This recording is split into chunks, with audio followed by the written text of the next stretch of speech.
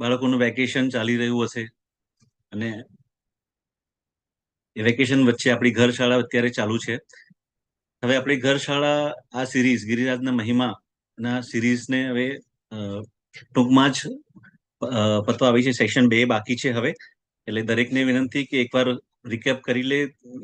કુણાલભાઈએ WhatsApp ગ્રુપમાં બધા સેશનની link મૂકેલી છે, તો દરેક જણ એ લિંક રેફર કરી લે. આજે સેશન 3 ભાગ 13.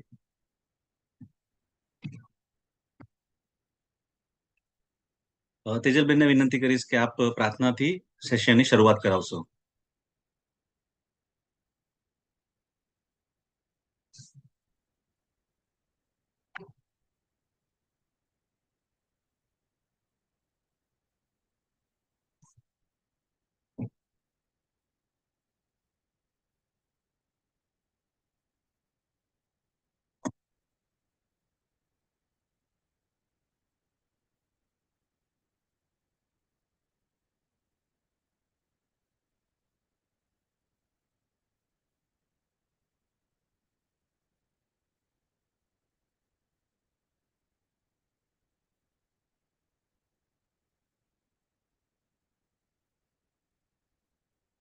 તેજલબેન, આપ મ્યુટ છો.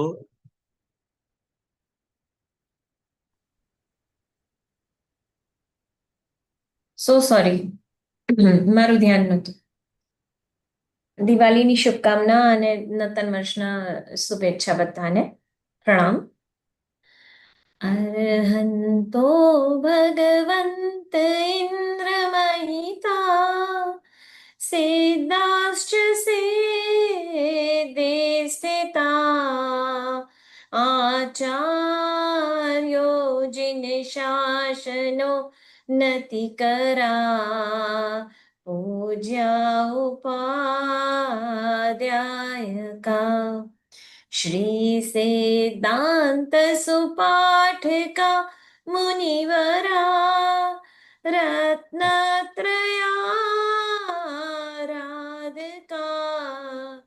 પંચૈતે પરમેષ્ટિન પ્રતિદિનમ कुर्वन्तु वो मङ्गलम् कुर्वन्तु वो मङ्गलम्. પ્રણામ. પ્રણામ. તેજલબેન, આપે લાસ્ટ સેશનમાં શત્રુંજય તીર્થના ઉદ્ધારોની વાતો કરી. 1 થી 10 ઉદ્ધાર વિશે આપે અમને જણાવ્યું, જેમાં આદિશ્વર ભગવાનના સમયથી લઈને 16મા તીર્થંકર શાંતિનાથ ભગવાન સુધીના 10 ઉદ્ધારો વિશે આપે વાત કરી. તો આપને એકવાર રિક્વેસ્ટ કરીશ કે દિવાળી હમણાં પતિ છે અને બધા વેકેશન મૂડમાંથી બહાર આવી રહ્યા છે ધીરે ધીરે, તો એકવાર ફરીથી 1 થી 10 ઉદ્ધારોનું થોડું એક રિકેપ, એટલે એક લાઈનમાં તમે જો ફરીથી સમજાવી શકો કે કોણે ઉદ્ધાર કર્યો અને ક્યારે થયો, તો પછી આપણે આગળ 11મા ઉદ્ધારથી તમે આજે ડિટેલમાં વર્ણવશો એના વિશે પછી. ચોક્કસ, આપણે લઈ લઈએ. એક કામ કરીએ, તો આપણે પૂછીએ, પહેલો ઉદ્ધાર કોઈકને યાદ હોય તો. ચોક્કસ. પહેલો ઉદ્ધાર કોનો હતો, કોઈકને યાદ છે?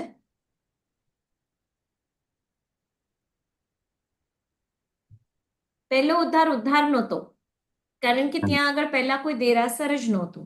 ત્યાં ફક્ત આદિનાથ દાદાના પગલા હતા અને ભરત રાજા, ભરત ચક્રવર્તી ત્યાં સંગ લઈને ગયા હતા.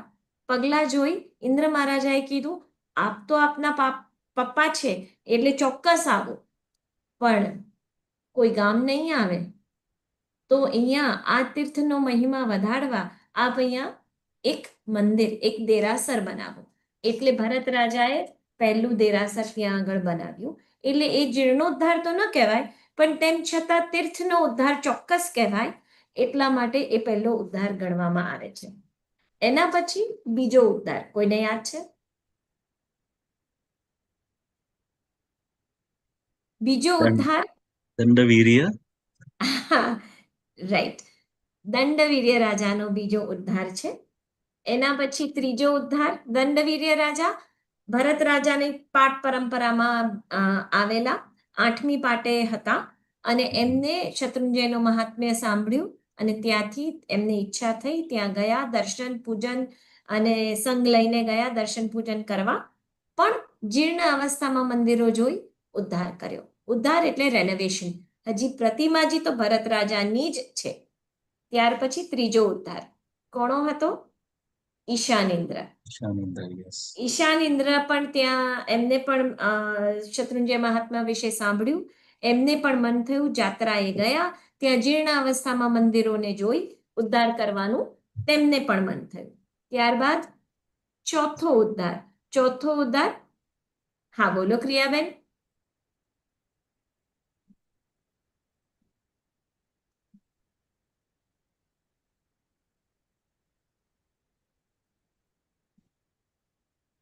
ક્રિયાબેન માઇક અનમ્યુટ કરશો પ્લીઝ પહેલા.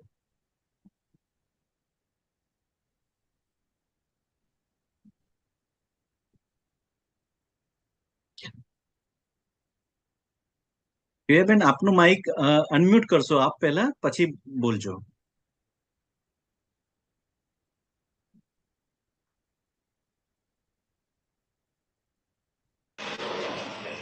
મહેન્દ્ર દેવે.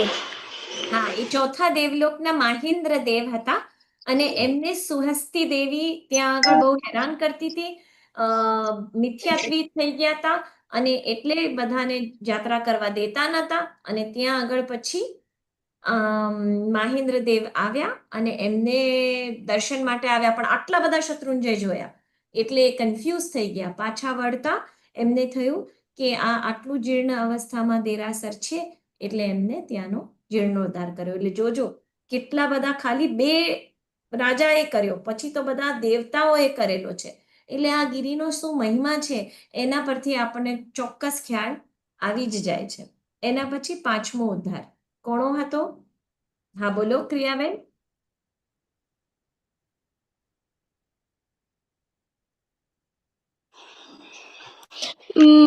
બ્રાહ્મી નતાના દેવે. 5મા દેવલોકના બ્રહ્મેન્દ્ર દેવે આનો ઉદ્ધાર કર્યો હતો. અને એમને એ પણ આમ તો ગયા હતા ઐરાવત ક્ષેત્રમાં, ત્યાંના એક તીર્થંકર પરમાત્માનો કલ્યાણક ઉજવવા માટે ત્યાંથી નંદીશ્વર દ્વીપ ગયા અને ત્યાંથી યાત્રા કરવાનું મન થયું, કારણ કે નંદીશ્વર દ્વીપમાં એમને સાંભળ્યું શત્રુંજય વિશે, યાત્રા કરવા નીકળ્યા અને ત્યારે એમને જીર્ણ અવસ્થામાં દેરાસરો જોઈ ત્યાંનો પણ ઉદ્ધાર કર્યો. ત્યાંથી પછી આવ્યો છઠ્ઠો ઉદ્ધાર. ભવન હજી પણ દેવતા જ છે, બોલો. ભવનપતિના ચમરેન્દ્ર દેવતા, એમનો આ છઠ્ઠો ઉદ્ધાર થયો. બરાબર. ત્યાંથી પછી 7મો ઉદ્ધાર એ કોણે કર્યો? સકર ચક્રવર્તી. સગર ચક્રવર્તી, કરેક્ટ. એ કોના ટાઈમમાં થયો? અજીતનાથ ભગવાન. કરેક્ટ. અજીતનાથ ભગવાનના ટાઈમમાં સગર ચક્રવર્તી. ભરત ચક્રવર્તી પહેલા ચક્રવર્તી, એના પછી થયા સગર ચક્રવર્તી બીજા. ચક્રવર્તી કેટલા હોય? 12 હોય. જેમ 24 તીર્થંકરો હોય એમ 12 ચક્રવર્તી હોય. બરાબર. એટલે 7 ઉદ્ધાર તો પહેલા ને બીજા ભગવાનની વચ્ચે જ થઈ, એટલે બીજા ભગવાનના ટાઈમે 7મો ઉદ્ધાર તો આવી ગયો.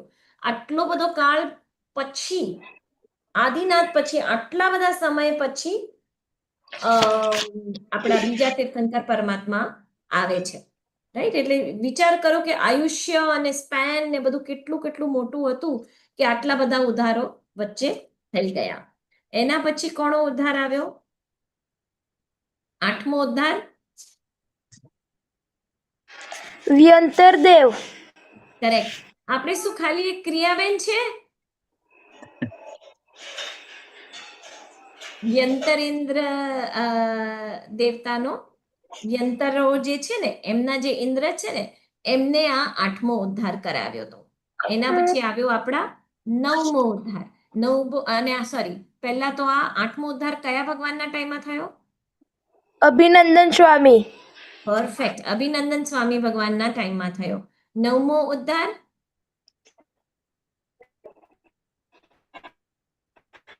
ચંદ્રપ્રભુ સ્વામીના વખતમાં થયો. અને એ ચંદ્રશેખર એટલે ચંદ્રયશા, ચંદ્રશેખરના પુત્ર ચંદ્રયશાએ આ ઉદ્ધાર કરાવ્યો હતો. પછી દસમો ઉદ્ધાર ચક્રધર રાજાએ કર્યો. અને કયા ભગવાનના ટાઈમમાં? બોલો, ચંદ્ર યશા આ ચંદ્રધર, બેઉ સેમ નામ છે, યાદ રાખવા ઈઝી છે. દસમો ઉદ્ધાર કોણે કર્યો એ તો મેં કીધું, પણ કયા ભગવાનના ટાઈમમાં? શાંતિનાથ ભગવાનના ટાઈમમાં. શાંતિનાથ ભગવાનના કરેક્ટ, શાંતિનાથ ભગવાનના ટાઈમમાં. હવે આપણે આગળ ત્યાંથી જવાનું છે, રાઈટ? 11મો ઉદ્ધાર. તો હવે 11મો ઉદ્ધાર આપણે સાંભળીએ. આજના જે 3 ઉદ્ધાર, આઈ ડોન્ટ થિંક કે આપણે 3 થી વધારે કરી શકશું, પણ 3 ઉદ્ધારમાં બહુ જ ઇન્ટરેસ્ટિંગ ને રસપ્રદ વાર્તાઓ છે. બધા ધ્યાનથી સાંભળજો, રાઈટ? એની પહેલા તો આપણે આપણું ઇન્ટરેસ્ટિંગ એક કાવ્ય લઈ લઈએ. જે આદિ જીનની આણ પામી સિદ્ધગીરીએ આવતા, અણસણ કરી 1 માસનું મુનિ 5 કરોડ સિદ્ધતા. જે નામથી પુંડરીકગીરી એમ ત્રિહુ જગત બિરદાવતા, પુંડરીકગીરી વર વંદતા મુજ પાપ સહુ દૂરે થતા.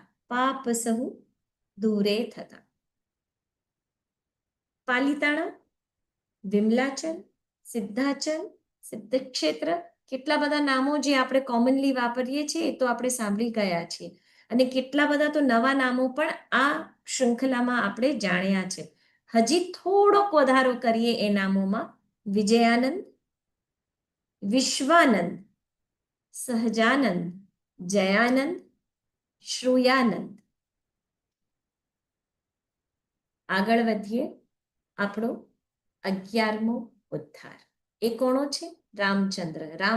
હા, આપણે જે રામને ઓળખીએ છીએ, ભરત, રામ, લક્ષ્મણ, એ જ રામચંદ્રજીનો ઉદ્ધાર છે આ.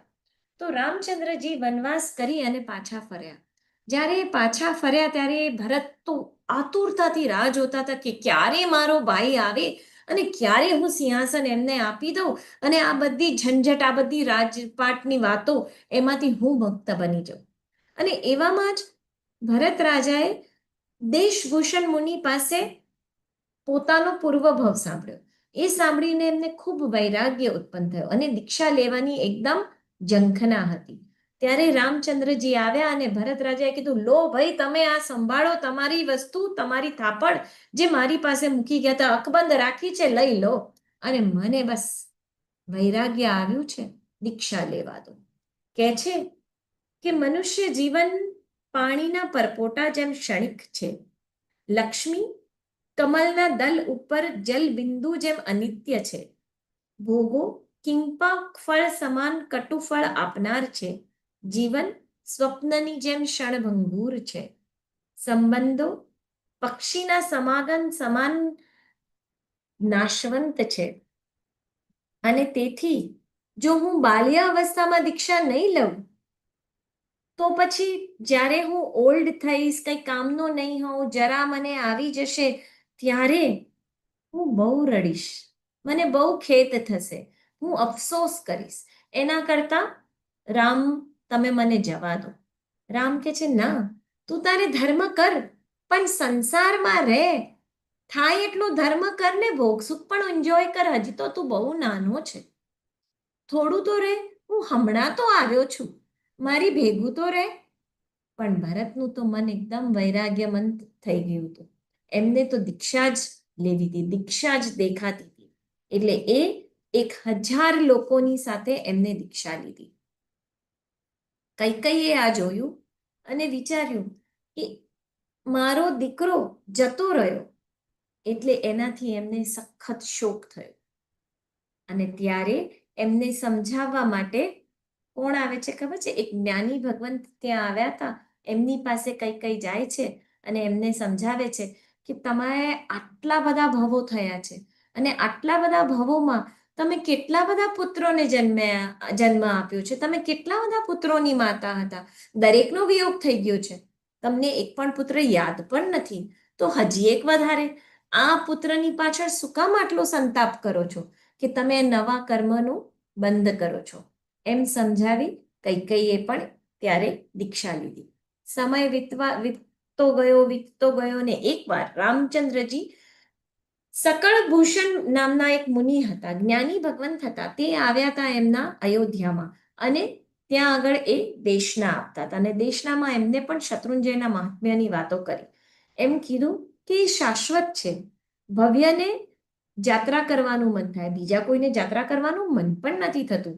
યાત્રા કરનાર અવશ્ય મોક્ષે જવાનો છે એવી છાપ લઈને પાછો આવે છે. અને જે સંગ કાઢી અને સિદ્ધકગીરી પર જાય એ દાદાને ભેટે એ જલ્દીથી મોક્ષે જવાનો જ છે, એને બહુ નિકટમાં મોક્ષ મળવાનું છે.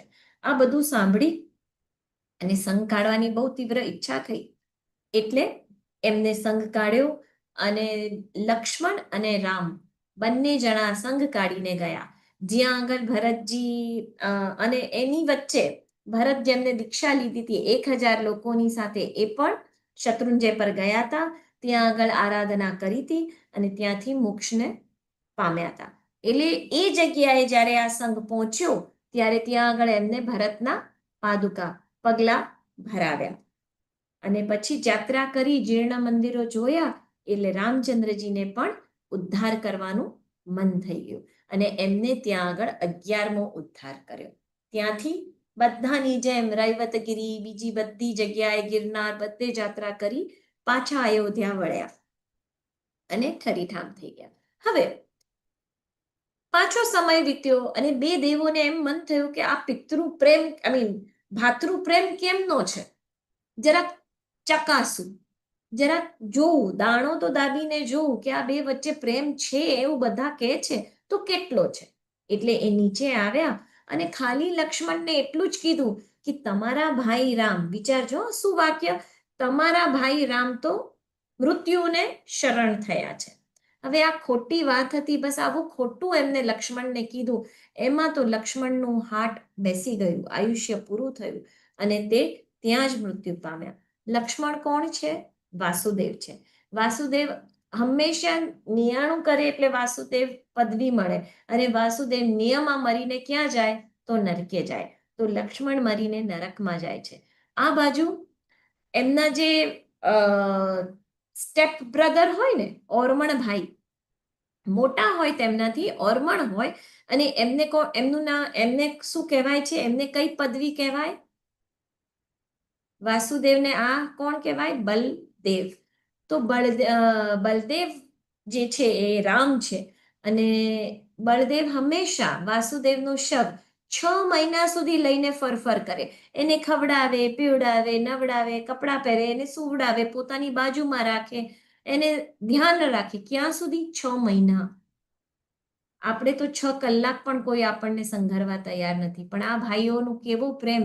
6 મહિના સુધી દરેક વખતે બળદેવ પોતાના ભાઈનું શબ 6 મહિના સુધી રાખે અને અંતે એમને કોઈક સમજાવે. અહીંયા આગળ જટાયુ જે દેવ થયા હતા, જટાયુ ખબર છે ને, જેને સીતાને બચાવવા ગયા હતા રાવણ વચ્ચે અને પછી એમની પાંખો કટ થઈ ગઈ હતી અને ત્યાં ને ત્યાં મૃત્યુ પામ્યા હતા અને એ ક્યાં ગયા હતા? દેવલોકમાં ગયા હતા. તો એ નીચે આવીને ફાઇનલી રામને સમજાવે છે કે તમે આ મોહ છોડી દો, તમારા ભાઈ તો મૃત્યુ પામ્યા છે. કોઈના સમજાય નહીં અને ફાઇનલી સમજ્યા અને દેહનું લાસ્ટ જે ક્રિયા કરવી પડે, અંતિમ ક્રિયા, એ દેહ લક્ષ્મણના અંતિમ દેહની ક્રિયા કરી રામે. અને ત્યાર પછી આ વાત સાંભળી અને લવ અને કુશ એમને પણ કઈ વાત તો કે રામ મરી ગયા છે. આ વાત સાંભળીને લવ કુશે પણ દીક્ષા લીધી, એ પણ શત્રુંજય પરથી મોક્ષે ગયા. આ વાતથી શત્રુઘ્ન, સુગ્રીવ, વિભૂષણ વગેરે 16,000 રાજાઓએ પણ દીક્ષા લીધી અને એ લોકોએ પણ પોતાનું કલ્યાણ સાધ્યું.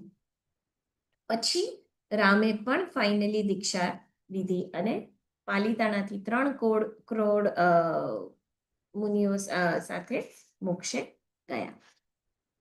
હવે 12મો ઉદ્ધાર. 12મો ઉદ્ધાર કોનો છે? તો કે પાંડવનો. પાંડવ અને કૌરવ એ બે ભાઈઓ એટલે કાકાના દીકરાઓ હતા. બે વચ્ચે ઘણું જ યુદ્ધ ચાલતું હતું. એમાં ફાઇનલી પાંડવો કૌરવો પર જીત મેળવી અને વિજયી થઈ અને પાછા ફર્યા ત્યારે પોતાની માતા કુંતી પાસે જાય છે અને કુંતીને કહે છે, માં અમે જીતી ગયા. ત્યારે કુંતી કહે છે, આ જીતનો મને કોઈ આનંદ નથી. તમે તમારા કુળનો નાશ કર્યો છે અને એ નાશમાં હું કઈ રીતે ખુશ થઉં? હવે આ તમે જે અધમ પાપ કર્યું છે ને, એ પાપને ધોવાનું એક જ જગ્યા છે, એક જ શરણ છે.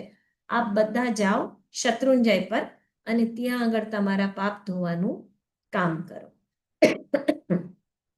એ જ વખતે નેમનાથ પરમાત્મા દેશના આપતા હતા અને એ દેશનામાં યુધિષ્ઠિરે સાંભળ્યું શત્રુંજયનું મહાત્મ્ય અને એનાથી એમને ત્યાં ને ત્યાં એ સમવસરણમાં જ ઊભા થઈને પ્રતિજ્ઞા લીધી કે ભગવાન મને પ્રતિજ્ઞા આપો કે જ્યાં સુધી હું શત્રુંજય ના ભેટું, આવા અદ્ભુત શત્રુંજય તમે જે વાતો કરી છે હૃદયસ્પર્શી હતી અને એ જ્યાં સુધી હું શત્રુંજયને ના ભેટું ત્યાં સુધી મારે એકાશનું કરવું, એક જ વખત ભોજન કરવું. તો ત્યારે જ એ જ વખતે દેવલોકમાંથી પાંડુ કોણ હતા? એમના પિતા. એ નીચે આવે છે અને કહે છે, અરે વાહ, સુપર પ્રતિજ્ઞા લીધી છે અને તારી પ્રતિજ્ઞા પૂરી થશે અને હું તને સહાય કરીશ. જા તું ચોક્કસ નીકળ અને શત્રુંજય તરફ જા. પોતે આવ્યા, હસ્તિનાપુર આવ્યા અને આખો સંઘની બધી વ્યવસ્થા કરી, બધા રાજાઓને આમંત્રણ મોકલ્યા, ખૂબ મોટો સંઘ સમુદાય ઊભો કર્યો અને નીકળ્યા. ત્યારે ઇન્દ્ર મહારાજાએ સુવર્ણ મંદિર ભેટ આપ્યું કે રસ્તામાં સંઘને જરૂર પડશે. સૌરાષ્ટ્ર સુધી આવ્યા અને ત્યાં કોણ જોઈન થઈ ગયું આ સંઘને? કૃષ્ણ મહારાજા. કૃષ્ણ મહારાજા સૌરાષ્ટ્રથી આ સંઘને જોઈન થયા અને બધા પહોંચી ગયા આદપુર અને ત્યાં આગળ યાત્રા કરવા માટે બધા ઉપર ચડે છે ત્યારે જોઈએ છે કે મંદિરો તો બહુ જીર્ણ થઈ ગયા હતા. પાંડવો અને કૃષ્ણ બંને જણા એકદમ દુઃખદ અવસ્થામાં આવી ગયા અને થયું કે આ કેવું, બહુ ખેદ થાય છે. અને એ વખતે પાછા પાંડુદેવ આવે છે નીચે અને કૃષ્ણ મહારાજા જેમને એકદમ મન થયું હતું કે હવે હું જીર્ણોદ્ધાર કરું, ત્યારે પાંડુ નીચે આવી અને કહે છે કૃષ્ણ મહારાજાને કે તમે તો રૈવતાગીરીનો ઉદ્ધાર કર્યો છે. એમને કર્યો તો હમણાં જ થોડો વખત પહેલા. એટલે કે છે તમે તો કર્યો છે, મારા દીકરાઓને કોઈ ઉદ્ધાર કરવાનો ચાન્સ નથી મળ્યો. આપ પ્લીઝ મારા દીકરાઓને આ ચાન્સ આપો, આ લાભ આપો, થોડા એમના પણ પાપનું પ્રક્ષાળન થઈ જશે. તો કૃષ્ણ મહારાજા કે અરે એમાં તો કંઈ કહેવાનું હોય, પાંડવો હોય કે હું હોઉં કે પાંડવો હોય, અમે બધા એક જ છીએ. એમ કરીને કે છે કે ચોક્કસ પાંડવો આ ઉદ્ધાર, 12મો ઉદ્ધાર પાંડવો કરશે. અને એટલે એ ઉદ્ધાર કરવા માટે પાંડુએ એમને એક મણી આપ્યું યુધિષ્ઠિરને કે તું આ મણી રાખ, તને ઉપયોગી થશે. યુધિષ્ઠિરે આ વાત સાંભળી કે મને ઉદ્ધારનો ચાન્સ મળ્યો, મને આ લાભ મળ્યો, હું કેટલો ભાગ્યશાળી, કેટલો પુણ્યશાળી. બસ એમ કરીને શિલ્પીઓને બોલાવ્યા, દેરાસરનું નિર્માણ કરાવ્યું, મૂર્તિ બનાવડાવી, ઘડાવડાવી અને એ મૂર્તિ થઈ ત્યારે એના હૃદય પર, મૂર્તિના હૃદય પર એમને જે પાંડુદેવે આપેલું મણી હતું, રત્ન હતું, એ રત્ન એમને ત્યાં મૂક્યું. અને પહેલા નેમનાથ ભગવાનના પહેલા ગણધર કોણ? વરદત્ત. એમના સ્વહસ્તે ત્યાં આગળ પ્રતિષ્ઠા કરાવી.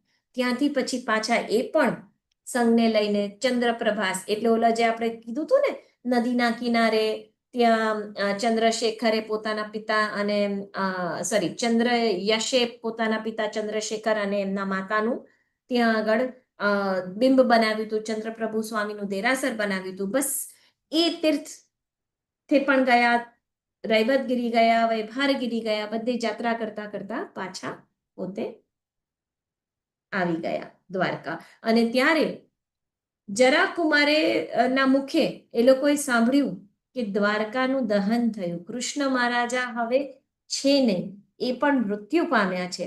ત્યારે એ લોકો બહુ જ વ્યથામાં આવી ગયા, બહુ જ દુઃખની અનુભૂતિ કરતા હતા. ત્યારે નેમનાથ ભગવાને જાણ્યું એટલે ધર્મઘોષ મુનિ અને 500 એમના શિષ્યો સાથે એ લોકોને વિહાર કરાવ્યો. ત્યાં પહોંચ્યા, વિહાર કરી ત્યાં આવી શાંતવન આપ્યું, સમજાવ્યું, ધર્મ સમજાવ્યો, સંભળાવ્યો, બહુ જ શાંતિથી વૈરાગ્ય ઉત્પન્ન કરાવ્યું. અને કુંતી, દ્રૌપદી પ્લસ બધા પાંડવો બધાએ સાથે દીક્ષા લીધી. દીક્ષા લીધીને એક વખત એ લોકોએ માસક શમન કર્યું હતું. આ વાર્તા આપણે આ શૃંખલામાં લીધેલી છે, એટલે હું જરાક ફાસ્ટ લઉં છું. એમને માસખમણ કર્યું હતું, પારણું એમને નેમનાથ ભગવાનના દર્શન કરીને કરવું હતું. એટલે એ લોકો જઈ રહ્યા હતા, પણ રસ્તામાં ખબર પડી કે નેમનાથ ભગવાન તો નિર્વાણ પામી ગયા છે. એટલે એ લોકોએ થોડો રસ્તો બદલ્યો, શત્રુંજયગીરી પર ગયા. શત્રુંજયગીરી પર એમને અનશન કરી આસો સુદ પૂનમના દિવસે 20 કરોડ મુનિઓ સાથે મોક્ષને પામ્યા. ત્યાર પછી આપણે આવ્યા 13મો ઉદ્ધાર. 13મા ઉદ્ધારની વાત છે કંપીલપુર. ભાવડ અને ભાવલા આ બે દંપતી હતા. ભાવડ અને ભાવલા બેઉ બહુ સુખી હતા, ધર્મ કરતા હતા, ધર્મમાં બહુ ઇન્ટરેસ્ટ હતો, અને પ્રતિક્રમણ, પૂજા, વ્યાખ્યાન આખો દિવસ એ લોકો ધર્મમય વિતાવતા હતા. હા, ભાવડ વચ્ચે થોડો વખત પોતાના દુકાને જતો, પણ એમનું પુણ્ય એવું હતું કે થોડુંક કરે અને કમાણી અઢળક થઈ જતી, ઘર સંસાર સુખેથી ચાલતું હતું. અને એમાં એક વખત એમની લક્ષ્મી જવા માંડી, ઘર છોડીને જવા માંડી. આ લોકો બે જણ જરાય હતાશ ન થયા કે કાળક્રમ છે, કોઈ વાર પડતી હોય તો કોઈ વાર ઉચ્ચ સ્થિતિ પણ આપણી થઈ જાય. એમ કરીને નાનું ઘર લે છે, નાના ઘરમાં રહેવા માંડ્યા. કોઈ શોક, કોઈ સંતાપ, કોઈ હાય હોય કંઈ જ નહીં. અને ધર્મ તો જેમ કરતા હતા એમ જ કરતા રહ્યા.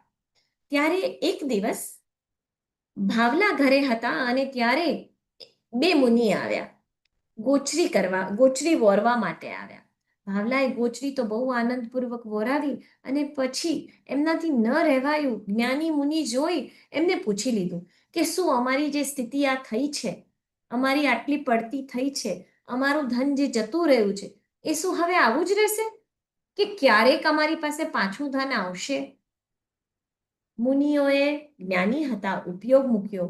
આમ તો કોઈ દિવસ કોઈ સાધુ ભગવાન કશું જ કહે નહીં, આવી સંસારની વાતોમાં કોઈ દિવસ પડે પણ નહીં, આપણાથી પૂછાય પણ નહીં. પણ જાણ્યું કે ના, આ જણાવવાથી ઘણું કલ્યાણ સંઘનું થવાનું છે, જૈન ધર્મનું થવાનું છે. એટલે બંને મુનિઓએ કીધું કે આજે છે ને તમારી ઓફિસ પર એક વ્યક્તિ આવશે, એ ઘોડા વેચવા માટે આવશે, એક ઘોડી લઈને આવશે. એ ઘોડી જે આપે ને, તમે કઈ મૂલ્ય ચૂકવી અને ખરીદી લેજો, તો તમારો ઉદ્ધાર થશે. કે ઓકે, બરાબર છે. તરત જેવા મુનિ ગયા એટલે પોતે ભાગ્યા, ગયા દુકાને જઈ અને કીધું, ભાવડજી, આજે છે ને કોઈ ઘોડી વેચવા આવશે અને એ આપણે ખરીદી લેવાની છે. ભાવડ કે મારી પાસે એક ખાવાનું ખરીદવાના પૈસા માંડ ભેગા કરું છું, ત્યાં ઘોડી ક્યાંથી? તેમ છતાં મુનિએ કીધેલું, આજુબાજુ અરસપરસ જેમ પોતાના ઘરમાંથી જેટલું બી થોડું નાનું અમથું ધન જેટલું ભેગું થયું, ભેગું કરીને રાખ્યું, ઘોડી ખરીદી લીધી. ઘોડીએ જલ્દી અશ્વને જન્મ આપ્યો. અશ્વ એમને 3 લાખ રૂપિયા, એ વખતેના 3 લાખ રૂપિયામાં વેચ્યો હતો. અને પછી તો ઘોડાઓ તો એટલા બધા ખરીદ્યા, એમને ઘોડીઓ ખરીદી, સરસ નસલની ઘોડીઓ, અને સરસ ધંધો ચાલવા માંડ્યો. એક વખત વિક્રમ રાજાનો સમય હતો, તો વિક્રમ રાજાને થોડાક અશ્વો ભેટ આપ્યા. વિક્રમ રાજા ખૂબ ખુશ થઈ ગયા, કારણ કે સુપર નસલના ઘોડાઓ હતા. અને એ બધા રાજાઓને તો વોર્સમાં, એટલે કે લડાઈઓમાં ને એ બધા વખતે બહુ જ કામ આવતા હોય, એટલે ખુશ થઈ ગયા અને એમને 12 ગામ ભેટ આપ્યા. શું આપ્યું? ભાવડને 12 ગામ, કે આ ગામો ઉપર તમારે રૂલ કરવાનું. અને ભાવલા અને એ બંને, અને એની સાથે 12 ગામ સાથે મહુવા ગામ પણ આપ્યું, આજનું જે મહુવા છે એ. અને આ લોકો 2 જણા ત્યાં જાય છે, ધામધૂમથી પ્રવેશ કરે છે, મહુવાને રાજધાની બનાવે છે, અને ત્યાં રહી અને સુખેથી ધર્મ કરતા હતા. બંને જણાએ ત્યાં આગળ મહાવીર સ્વામી ભગવાનનું એક દેરાસર પણ બનાવ્યું. અને એવામાં જ એમને એક પુત્રને જન્મ આપ્યો. પુત્રનું નામ જાવડ શાહ પાડ્યું. હવે જાવડ શાહ ધીરે ધીરે મોટા થતા ગયા, અને એમના લગ્નનો સમય આવ્યો. તો આ ભાવડને થયું કે હવે એક એવી સુશીલ કન્યા શોધીએ. એટલે એમને પોતાના શાળા જે હતા એમને કીધું કે તમે જાઓ, ઘોઘા ગામ જાઓ અને ત્યાંથી કોઈકને લઈ આવો, કોઈક સુંદર છોકરી જે મારા કુંવરને યોગ્ય હોય એવી કોઈક સ્ત્રી લઈ જોઈ આવો. તો રસ્તામાં જ એમને ઘોઘા ગામ પાસે એક સુશીલા નામની સુર શેઠની પુત્રી મળી અને એ એમને ગમી ગઈ. આ સુશીલાને એવો નિયમ હતો કે હું 4 પ્રશ્ન પૂછીશ, જો એ 4 પ્રશ્નના ઉત્તર જો બરાબર આપશે ને તો જ હું એને વરીશ. એટલે આપ જે બનેવી હતા એ તો જલ્દી જલ્દી ઝટ પાછા આવ્યા કે મેં એક સ્ત્રી જોઈ છે અને એ બહુ જ સુશીલ, સુંદર અને સંસ્કારી લાગે છે, આપણા જાવડ માટે બહુ જ સરસ છે એમ કરીને વાત લાવ્યા. તરત જાવડને લઈને ત્યાં ગયા અને ભાવડ જાવડને લઈને જાય છે અને સુશીલાને મેળાવે છે. સુશીલાએ પોતાના 4 પ્રશ્નો પૂછ્યા, જાવડે બહુ હોશિયારીથી સરસ રીતે જવાબ આપ્યા. સુશીલાબેન ખુશ થઈ ગયા અને બંનેના વિવાહ થયા. ત્યાં આગળ એ લોકો બંને રાજ કરતા હતા. ધંધો વધતો તો, ધન ધાન્ય બધું જ સરસ રીતે જ આગળ વધતું હતું. અને એવામાં થોડો વખત પછી ભાવડ અને બાવલા બેવનું મૃત્યુ થાય છે. ત્યારે અહીંયા આગળ હવે જાવડ રૂલ કરે છે અને ત્યાં આગળ એક આ બાજુ તમને હું બતાવું, અહીંયા આગળ મહુવા છે, થોડુંક નદીના કાંઠે છે, રાઈટ? અહીંયા હવે ત્યાં આગળ ભાવનગર ને આ બધી જગ્યાઓ છે, એની આ બાજુ દરિયો છે, દરિયાથી ઓલી બાજુ મુગલોનું એમ્પાયર છે, સાઉદી અરેબિયા ને બધું જે આપણે કહીએ ને એ બાજુની વાત કરું છું. તો ત્યાં આગળ મુગલોના રાજા હતા, ત્યાંથી એ લોકો હંમેશા અહીંયા આવીને લૂંટતા હતા. એ વખતે તો પાણીનો રસ્તો વાપરતા હતા, એટલે સાઉદી અરેબિયાથી પાણીના રસ્તે અહીંયા મહુવા આવે, લૂંટફાટ મચાવે અને લૂંટીને પાછા ભાગી જાય. હવે જ્યારથી આ ભાવડ અને ભાવલા આવ્યા હતા ત્યારથી એ લોકો લૂંટવા દેતા હતા, પણ કોઈ સ્ત્રીને હાથ લગાડવા નહોતા દેતા. એની પહેલા એ લોકોએ પોતાની ગમે તેટલી મનમાની કરી હતી, પણ આ બેના આવ્યા પછી ખૂબ શાંતિથી બધા ગામો સરસ રીતે રહેતા હતા. હવે એક વખત આજે સાઉદી અરેબિયાના રાજાનું નામ હતું, એક જ સેકન્ડ, જગનમલ રાજા.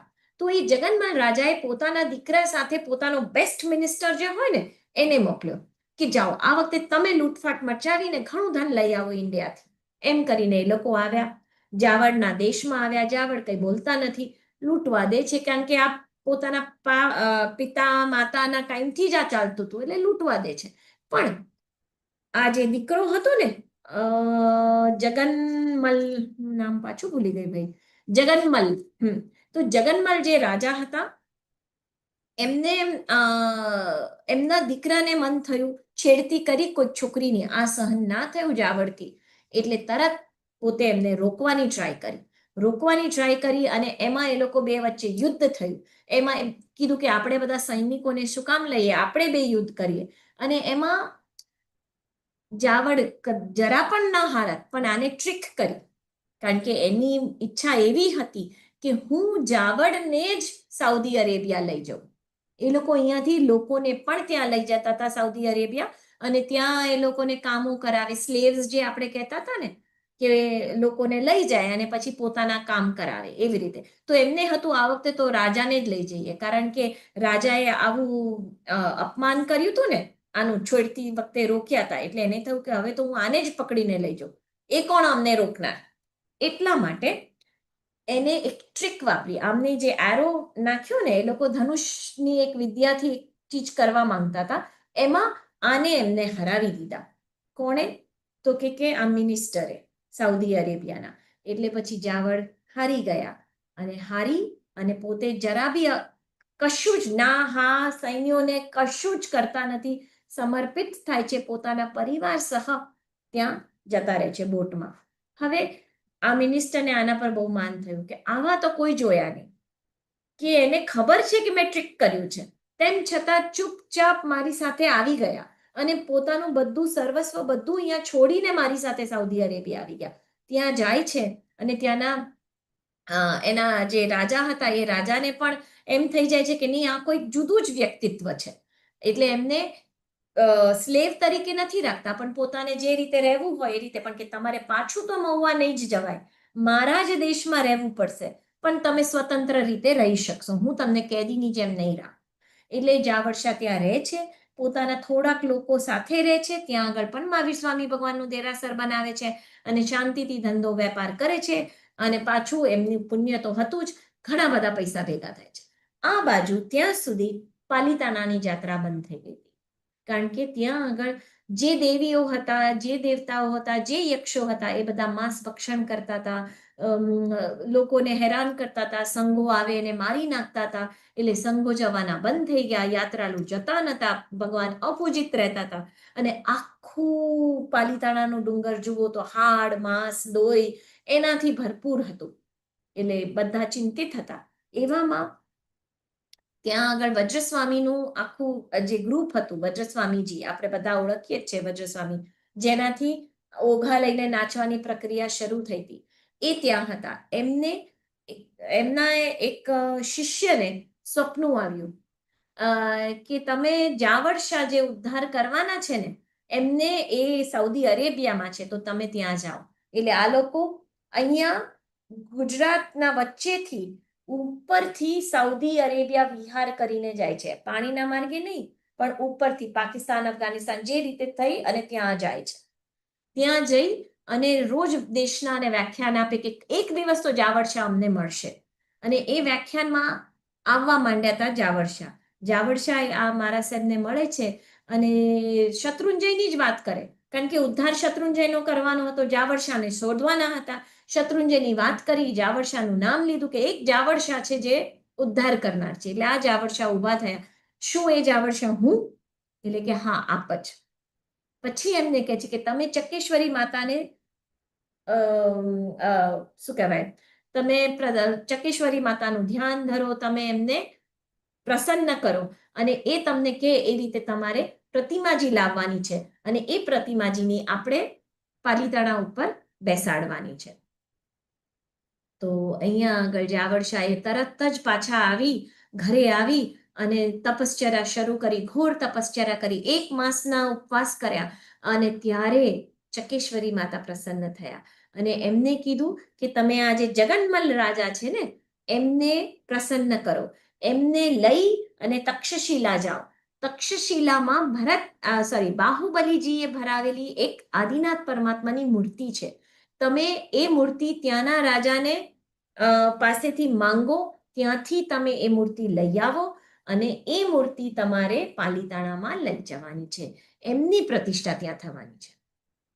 તો જાવર્ષા કે હા, હવે અહીંયા તક શોધે છે કે કઈ રીતે હું આ જગન્મલ રાજાને મારા વશમાં કરું, મારા પાસે લઉં, મારા ઉપર પ્રસન્ન કરું, કે મને એક વરદાન આપી દે કે મારી સાથે એક સૈન્ય મોકલે કે જે હું ત્યાં ઓલા તક્ષશિલામાં લઈ જાઉં, ત્યાંના રાજા પાસે જઉં અને ત્યાંથી ઓલી પ્રતિમાજી, બાહુબલીજીની પ્રતિમાજી લઈ લઉં. એટલે એમને તો અહીંયા આગળ વિચારવા માંડ્યું અને ત્યારે એમને ખબર પડી કે આ જગન્મલ રાજા પર બાજુના નગરના કોઈક રાજા ચડાઈ કરવાના છે, અને એના લીધે જગન્મલ રાજા હાથ ઉપર કરીને બેસી ગયા હતા કે આ જે રાજા મારા પર ચડાઈ કરી છે ને, એ રાજા સામે હું કોઈ પણ હિસાબે જીતી શકવાનો છું નહીં. મારું પૂરું સૈન્ય ખલાસ થઈ જશે, આ આખી જલાલી ખલાસ થઈ જશે, એવું મારે કરવું નથી. એના કરતાં હું સરેન્ડર કરું. ત્યારે જાવર્ષા જાય છે અને એમને કહે છે કે તમે મને એક મોકો આપો, હું ટ્રાય કરું. અને જાવર્ષા પાસે તો ચકેશ્વરી માતાનો આશીર્વાદ હતો, પોતે સીમાડે જાય છે અને ઓલા રાજાને હરાવી દે છે. આનાથી જગન્મલ રાજા પ્રસન્ન થાય છે અને કે માંગ માંગ જાવર, તમને શું જોઈએ છે?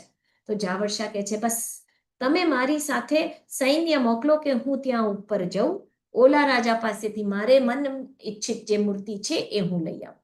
હવે આ મૂર્તિની વાર્તા સાંભળીએ. બાહુબલીજી એટલે ક્યારની વાત? અત્યારના આપણે વાત ઠેક હમણાંની 13મા ઉદ્ધારની વાત કરીએ છીએ. અને આ મૂર્તિ ક્યારે બની હતી?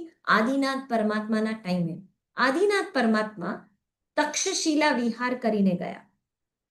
રાતના સમાચાર મળ્યા બાહુબલીજી રૂલ કરતા હતા તક્ષશિલા ઉપર. તો એમને સમાચાર મળ્યા કે આપના પિતાશ્રી આવ્યા છે. તો એમને થયું કે પિતાશ્રી રાતના આવ્યા છે તો સવાર સુધી તો અહીંયા જ રહેશે, તો હું સવારના વંદન કરવા જઈશ, આજે ખૂબ શ્રમિત થયેલો છું, એમ કરીને સૂઈ ગયા.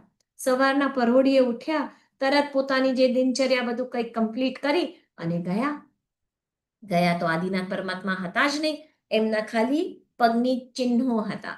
તો એ પગની ચિહ્નોને અડ્યા, માથે રાખ લીધી અને પછી ખૂબ અફસોસ કર્યો. ત્યાં આગળ પગલા બનાવ્યા એમને અને પછી ખૂબ અફસોસ કર્યો કે આ કેવું, મેં શું કર્યું, રાતના જ આવવું જોઈએ ને, મારા પિતા હતા, ભગવાન હતા, અને હું આનો પ્રમાદી થઈ ગયો, એમ કરીને ખૂબ અફસોસ કર્યો. ત્યાં એ જે જગ્યાએ રેતીમાં પગ બની ગયા હતા ત્યાં પગલા બનાવ્યા, ત્યાં રાખ્યા. કહેવાય છે કે આજે જે મક્કા મદીના છે એ જ જગ્યા આ પગલા છે, જે એ લોકો મોહમ્મદના પગલા કહે છે એ જ પગલા આપણે કહીએ છીએ કે આદિનાથ પરમાત્માના પગલા છે, જે બાહુબલીજીએ બનાવ્યા છે. તથ્ય જ્ઞાની જાણે. પણ એ વખતે બાહુબલીજીએ બીજું શું કર્યું, તો પોતાની વીંટી ઉતારી અને એ વીંટી, હવે 500 ધનુષની કાયા, કેટલી મોટી તો વીંટી હોય, એમાંથી આદિનાથ પરમાત્માની એક મૂર્તિ બનાવી કે મારા પિતાશ્રીને હું જોઈ નથી શક્યો, મળી શક્યો નથી, તો એક મૂર્તિ બનાવીને હું મારા ઘરમાં પધરાવું અને એના હું રોજ દર્શન કરીશ, એમ કરીને એ મૂર્તિ બનાવી અને ત્યાં જ રાખી હતી. ત્યાંથી દેવોએ એ મૂર્તિને છુપાડી દીધી હતી. એક ધર્મચક્ર હતું આ તક્ષશિલામાં, કારણ કે એ યુનિવર્સિટી હતી. ત્યાં આગળ એ ધર્મચક્રની નીચે આ મૂર્તિને એ લોકોએ ભંડારી દીધી હતી. કોણે? દેવતાઓએ. હવે આ જાવળશા ત્યાં આવે છે અને ઓલા રાજાને જીતે છે. પછી એને કહે છે કે મને તમારું ધર્મચક્ર બતાવો. ધર્મચક્ર પાસે લઈ જાય છે રાજા. ત્યાં આગળ પાછું ચકેશ્વરી માતાને ધ્યાન ધરે છે અને ત્યાં એ જ વખતે નીચેથી આદિનાથ પરમાત્માની મૂર્તિ નીકળે છે. પછી ત્યાં આગળ દેવવાણી થાય છે કે તમે આ મૂર્તિને એકાશનું કરી ગાડામાં મૂકી અને તમારી સાથે લઈ જજો. પહેલા તમારે મહુવા જવાનું છે, સીધું તમારે પાલીતાણા નથી જવાનું. જાવળશા કે ઓકે. રાજાએ પણ હા પાડી. જગન્મલ રાજા ખુશ હતા કે હા હા, આપ પાછા આપના ગામ જાઓ. એટલે આ આખો રથ એકાશનું કરતો કરતો લઈ અને જાવળશા ધૂમધામથી મહુવામાં પ્રવેશ કરે છે અને ત્યારે આ પ્રતિમાજીને ત્યાં આગળ રાખે છે. અને પછી આ બાજુ વજ્રસ્વામીને ખબર પડે છે કે પ્રતિમાજી તો આવી ગઈ છે, એટલે એ પાછું અહીંયા આગળ પોતે આવે છે. ક્યાં? મહુવા. અને મહુવાથી જાવળશાને એમના વાઈફને લઈ અને એ લોકો પાલીતાણા સુધી પહોંચે છે. પાલીતાણા આવે છે ત્યારે ખબર પડે છે કે ત્યાં તો ઓલા જે જૂના કપડદી, હવે આ વાર્તા પણ આપણે આ જ શૃંખલામાં કરેલી છે, કપડદી યક્ષની, કે જૂના કપડદી યક્ષ હતા, નવા કપડદી યક્ષ કેવી રીતે બન્યા અને એ લોકોનું યુદ્ધ થાય છે અને એ એમને હરાવી દે છે. બસ, તો આ વાત અહીંયા જોઈન કરવાની છે કે વજ્રસ્વામીના ઉપદેશથી ઓલા કપડદી જે એક શ્રાવક હતા, એમને પીવાની લત હતી, યાદ આવતું હોય તો, અને એ પીવાની લત એમને ગંટસી પચખાણ સમજાવી અને પ્રતિબોધ કર્યા હતા અને એ ગંટસી પચખાણ બિલકુલ ચૂકતા નતા. એના લીધે એ દેવપણું પામ્યા હતા અને ત્યાંથી એ નીચે આવે છે. અને આ બાજુ વજ્રસ્વામી, બાવળશા અને જાવળશા અને કપડદી યક્ષ ત્રણેય જણા કહે છે કે હવે આ મૂર્તિને આપણે કઈ રીતે ઉપર લઈ અને કઈ રીતે એમની પ્રતિષ્ઠા કરીએ. એટલે બધો આખો સંઘ ઉપર ચડે છે. બધા હાડકા, હાડપિંજરો, લોહી, માંસ બધું સાફ કરી દૂર કરે છે. પછી ત્યાંથી શત્રુંજય નદીનું પાણી લઈને આખા પાલીતાણાનો અભિષેક કરે છે, શુદ્ધિકરણ કરે છે અને પછી ગાડા સહિત ઉપર ભગવાનને લઈ જાય છે. માંડ રાતના આખો દિવસ કામ કરીને માંડ ઉપર પહોંચ્યો તો. ક્યાં? હું તમને કહું, જ્યાંથી ચાલવાનું છે ને ત્યાં સુધી રથ પહોંચ્યો અને બધા થાકી ગયા કે હવે આગળ કામ કાલે. અને એમાં એ રથ, રાતના બધા નીચે ઉતરી ગયા, સૂઈ ગયા, સવારના ચડ્યા તો રથ જ નહીં. પાછા જાવળશા ભાગ્યા, વજ્રસ્વામી પાસે ગયા કે રથ ક્યાં ગયો, ભગવાન ક્યાં ગયા? તો ઉપયોગ મૂકીને વજ્રસ્વામીએ જોયું કે ઓલો જે જુમના કપડદી યક્ષે તો આ રથને નીચે ઉતારી દીધો છે. પાછો આ કપડદી યક્ષની સહાયથી, વજ્રસ્વામીથી બધાએ પાછો રથ ઉપર કર્યો. આવું 21 વાર થયું. દિવસમાં રથ ઉપર જાય, રાતના રથ નીચે આવે. પછી ફાઇનલી વજ્ર સ્વામીજીએ કીધું કપરદીયક્ષ તમે આખા વાતાવરણ પર ફેલાઈ જાઓ, હું જાપ કરીશ, મંત્રોચ્ચાર કરીશ. આ બાજુ સંઘને કીધું તમે જાપ કરો, આ બાજુ જાવળશા અને એમના વાઇફ સુશીલાને કીધું તમે આ રથના પૈયા પાસે સૂઈ જજો આખી રાત જાપ કરતા કરતા, નીચે નહીં ઉતરતા. એટલે રથના પૈયા પાસે જાવળશા સૂતા છે. કપરદી યક્ષ ઉપરથી આખા પાલિતાણાને ચો તરફથી, કારણ કે એમની પાસે 1,00,000 દેવો હતા, રાઈટ, બધા મળી અને સેફગાર્ડ કરે છે. આ બાજુ સંઘ જાપ કરે છે અને વજ્રસ્વામી પણ જાપ કરતા હતા. પછી શું થાય છે એ ગુરુવારે જોઈએ.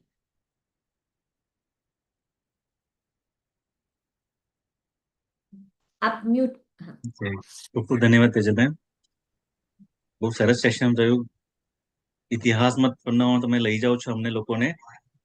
ખરેખર આ વાતો ક્યારેય સાંભળી નથી. આ પહેલી વાર મારા જીવનમાં સાંભળી રહ્યો છું. એટલે કદાચ દરેકને બી આવા અનુભવ હશે કે આવી વાતો કદાચ નહીં સાંભળવામાં આવી હોય. આ સાથે હું દરેકને રિક્વેસ્ટ કરીશ કે કોઈને ક્વેશ્ચન હોય તો 1-2 ક્વેશ્ચન આપણે લઈશું. જલ્દીથી આપ પૂછી લેજો પ્લીઝ. પ્રણામ મેમ. બીજો ઉદ્ધાર કોને કર્યો તો? બીજો ઉદ્ધાર દંડવીર્ય રાજાએ કર્યો હતો. દંડવીર્ય રાજા. અને 13મો? 13મો ઉદ્ધાર એટલે જે અત્યારના આપણે આજે કર્યો એ જ ને? હા.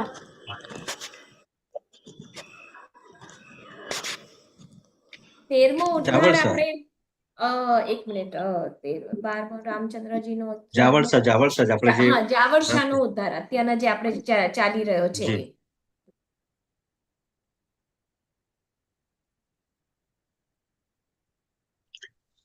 બીજા કોઈને ક્વેશ્ચન છે?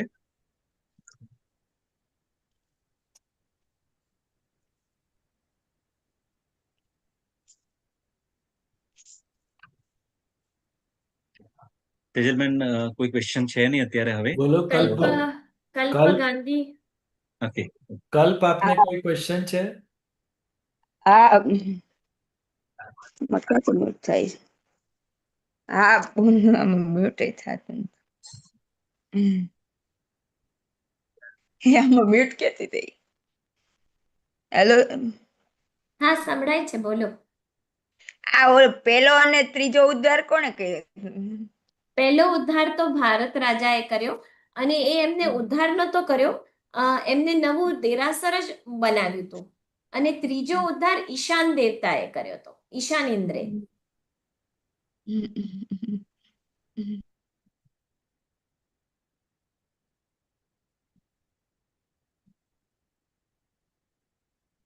હા.